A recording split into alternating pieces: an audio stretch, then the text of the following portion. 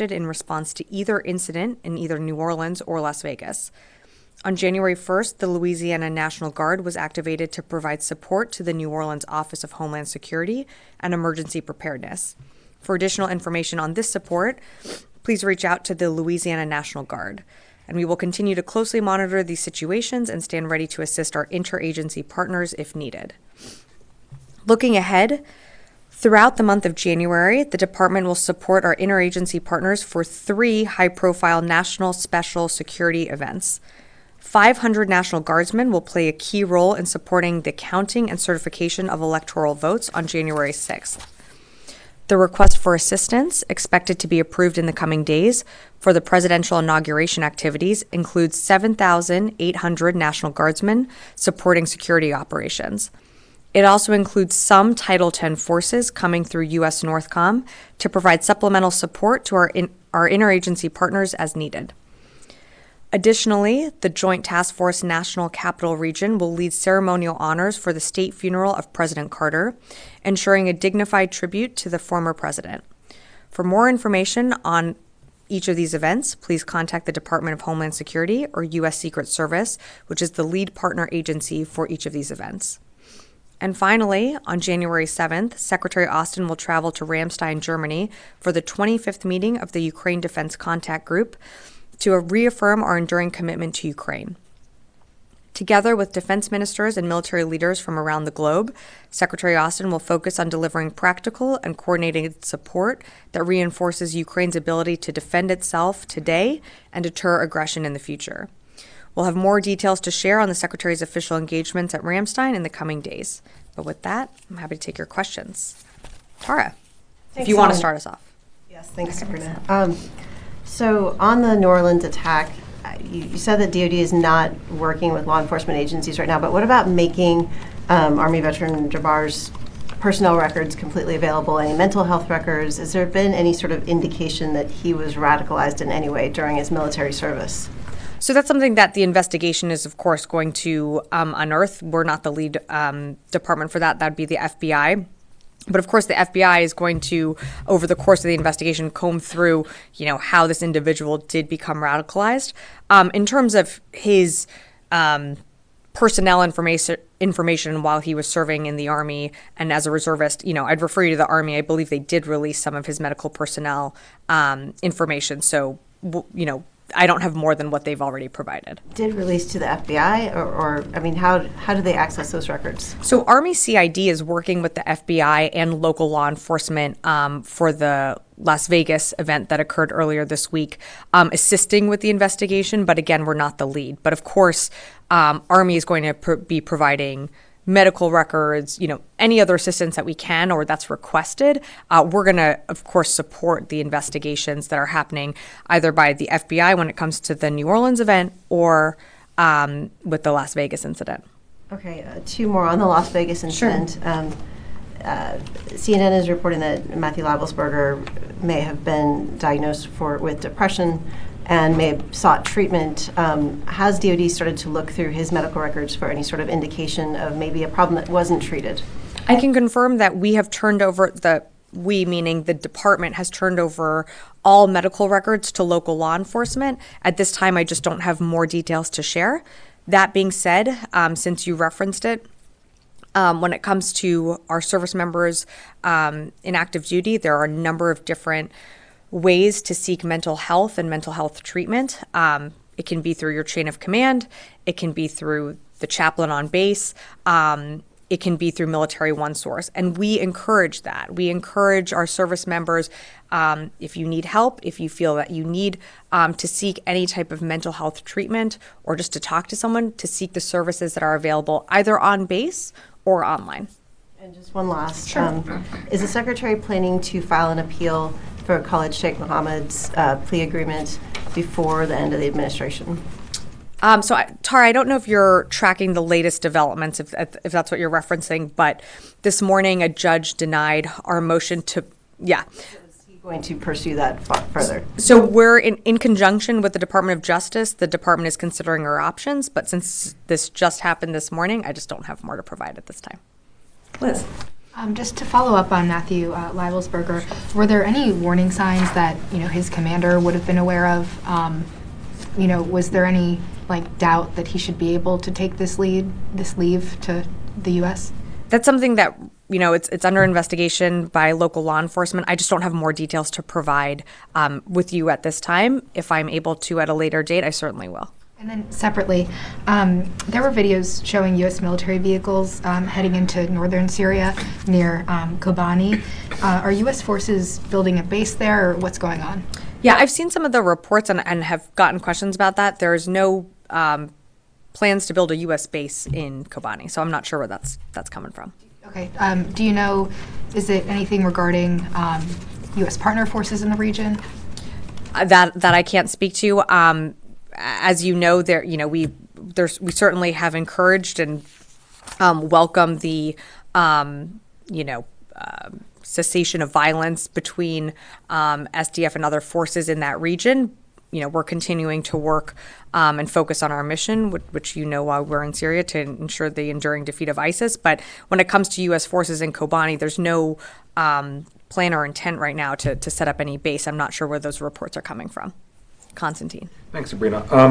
Going back to the two, the New Orleans attack and Las Vegas, can you definitively say whether Leibelsberger and Jabbar ever served at the same base or in the same unit together? Well, Army has, their records, and I'd refer you to Army to, further clarify, where they served. I'm not tracking, and I think the FBI said this, that there's a connection between the two events. I'm not tracking that there's an overlap in their service record. That being said, I would refer you to Army just to speak more to that. But at this moment, I'm not tracking that they had an overlap at any time. Of course. I'm going to go to the phones and then come back in the room. Jeff Schogel, Task and Purpose. Thank you. Just two quick questions. Are U.S. troops in Kobani?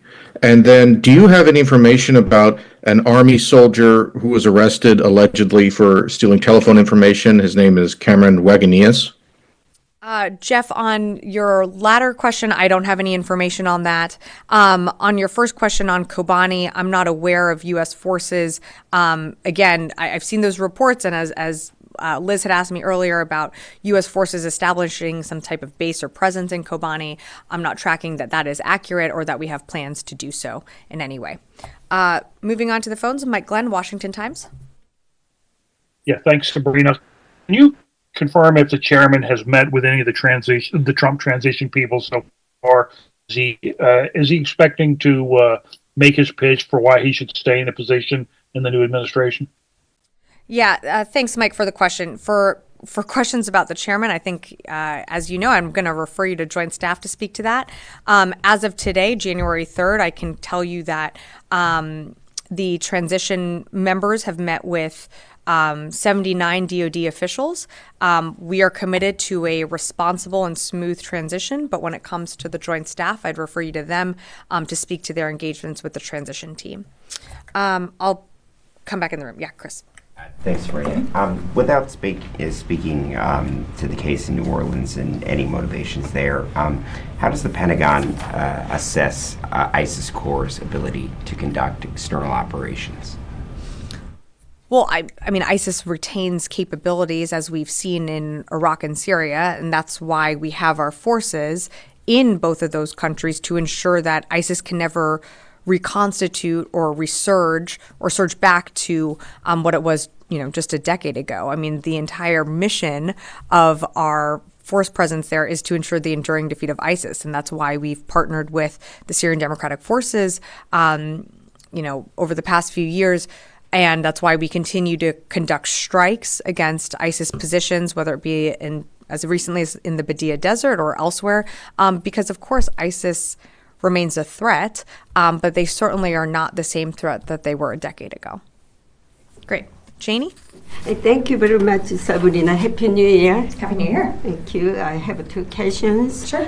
And the President Biden signed the National Defense Authorization Act regarding the stationing of 28,500 U.S. troops in South Korea. Do you think there will be a change in the role of the U.S. troops in South Korea? Any changes? Janie, I think the short answer is no. We have an ironclad commitment with ROC when it comes to our mill-to-mill cooperation. Those channels and those lines of communication, are still good, and the ROC is a valued partner of the United States when it comes to our presence in the Indo-Pacific. So I'm not, anticipating any changes to that. In South Korea, there is currently a war between anti-United States, pro-Chinese forces, and pro-U.S. anti-Chinese forces in South Korea. What impact do you think South Korea's security vacuum will have on the security of the Korean Peninsula and the Indo-Pacific? And will this affect any ROK-US alliance? So just to get at the heart of your question, there's no change to the U.S.-ROC alliance when it comes to our mill-to-mill cooperation. When it comes to the domestic issues and forces happening in the Republic of Korea, obviously it's something that we're going to monitor. But those are things that the people of the Republic of Korea are going to have to chart for themselves. I can only speak on behalf of the military cooperation between our two militaries, and that still remains strong. And it's going to continue on beyond this administration as well. I'm going to go to the phones and then happy to come back in the room. Howard Altman, the War Zone. Thanks, Sabrina. Can you talk about the status of the so-called ceasefire between SDF and the Turkish-backed forces, and what level of support is the U.S. providing SDF in the Kobani area or in that particular part of Syria? Thanks, Howard, for the question. So as you heard me say earlier, we do support the cessation of all violence in parts of Syria. Right now, this is a time to focus on and increase stability in the region. As we've said before from this podium, the U.S. supports Syria's territorial integrity, and our focus is on promoting an inclusive Syrian-led political process while remaining focused on our mission there, which is to ensure the enduring defeat of ISIS and any terrorism coming out of Syria.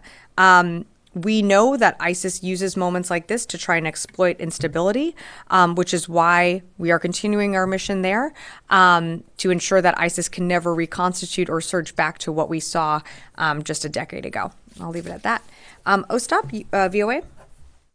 Thank you, Sabrina. I have two questions here. First, could you clarify the date of the next UDCG meeting? Is it going to be on January 7th or later?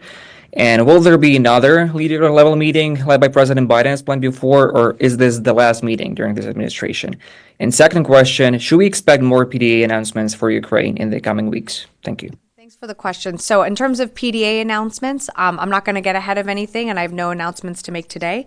What I had said at the beginning of the press briefing was that on January 7th, the Secretary will be leaving for Ramstein for the UDCG, and that will be the 25th meeting of the Ukraine Defense Contact Group. In terms of the President's schedule, I'm not going to speak for that. I'd refer you to the White House for anything that involves travel for the President. And last question from the phone, and then happy to come in the room. Heather, USNI. Great, thank you so much. I was just wondering, is there anything that you can say about the incident over in the Red Sea with the Gettysburg shooting down one of the planes assigned to Harry S. Truman? Is there any stand down? What kind of discussions were held between the U.S. and our partners and allies to assure that they would not also face similar situations with our ships? Thanks, Heather, for the question. So I don't have more to provide than what has been put out by CENTCOM previously. What happened with our F-18, that is under investigation. I think you saw that the Gettysburg did mistakenly fire and hit one of our F-18s. Again, it's an ongoing investigation. I just don't have more to provide at this time. Come back in the room. Oren. Actually, two questions related to Ukraine. Okay. Is there any planning underway for another UDCG if the next administration chooses to continue? Or do you believe this is the last one? I can only speak for this administration. Right now, there's only planning for, I can only speak for the planning that is involved in this upcoming UDCG, which will be, the secretary is leaving on January 7th. Should the incoming administration, incoming secretary choose to host more UDCGs, that's a determination made for them. I just can't speak to that. And the 1.25 billion PDA announced on December 30th, will that all get there by the 20th? That one package? That one announcement? Yeah. No. So PDAs, because it's announced, does not, and I think we've said this pretty publicly as well, PDAs, as they get announced, capability and equipment flows off our shelves as it's available. So it is very likely that you are going to see more capabilities continue to flow to Ukraine post this administration. That's very normal. When PDAs get announced, we've had PDAs announced from November, December. That capability continues to flow. That doesn't mean that that package is necessarily closed out. It does take some equipment can get there within days. Some equipment, as you know, can take much longer. Great. Charlie. Sabrina, regardless if there is a relationship between what happened in New Orleans and Las Vegas, you have two U.S. service members who went rogue, one who actually killed other Americans, another one who's an active service member, highly decorated. Is the department doing enough to monitor the mental well-being of these individuals, specifically in the case in Las Vegas? Well, Charlie, what I will say is that we have a variety of resources available to our service members, and not speaking on behalf of the VA, but of course the VA has a variety of mental health resources available to those who have served. From our department, include those available within the chain of command, those available on base, and of course we have Military One Source that's available online. I think what's important with these two incidents is that you have to remember that the vast majority of men and women who serve in uniform do so every single day with the honor, integrity, and character while upholding their oath to protect and defend the Constitution. These are tragic events that happened in Las Vegas and New Orleans. The department, and under the Secretary's tenure, has taken action to address whether it be extremism or, other extremist activities within the department. That was something that the secretary took very seriously when he came into office. So there are these resources available to our service members. There are resources to those who served. I think what's important to remember is that, again, the vast majority who serve in our military do so with honor and integrity every single day. Yes, in the back. Regarding to Gaza, last 24 hours there have been like 77 civilians have been killed and 45 have been injured because of the IDF strikes, even inside the safe zone inside Gaza. So that's come even after the letter that we sent by the Secretary Austin with Secretary Blinken, ask Israel to do more to prevent civilians there from any impact of these strikes. So do you have concerns about the civilians, casualties inside Gaza? And do you believe that Israel has to do more to prevent these civilians or avoid them from these strikes? Thank you. So nothing has changed in terms of our position on what we have said about the mitigation of civilian harm. The Secretary, in his calls with the previous Minister of Defense, Minister Gallant, to Minister Katz, always impresses upon and has impressed upon each of them that civilians need to be protected and moved out of the battle space. There have been far too many innocent civilians that have been killed. It's also important to remember that Hamas uses civilians and embeds in these civilian infrastructures that puts people's lives at risk. But absolutely more needs to be done to protect innocent civilians. And you've seen such a concerted effort by this department and from others in this administration to get humanitarian aid into the people that need it most in Gaza. As you will all remember in this room, we set up a maritime corridor to inject aid into Gaza as quickly as possible. we're going to keep having those conversations for as long as we're in office with our Israeli counterparts to do more. But again, things could change tomorrow if Hamas also accepted the ceasefire deal that's in place that would end the violence that we're continuing to see in the region. Yeah, of course. Okay. All right. Short briefing. Thanks, everyone. Happy New Year.